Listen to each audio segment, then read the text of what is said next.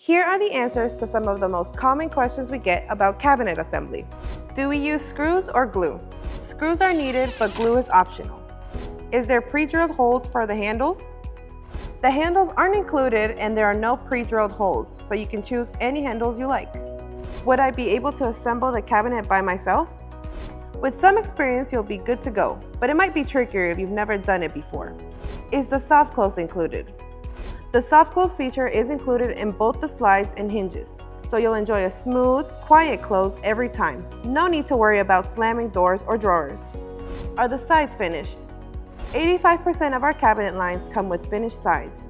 But don't worry, if yours doesn't, we can easily order side panels for you, and once they're in place, they'll blend in perfectly. What happens if my cabinets come with an issue? If you run into any issues with a cabinet part, just send us a picture or video to our claims email found at the bottom left of your invoice, and we'll take care of it for you.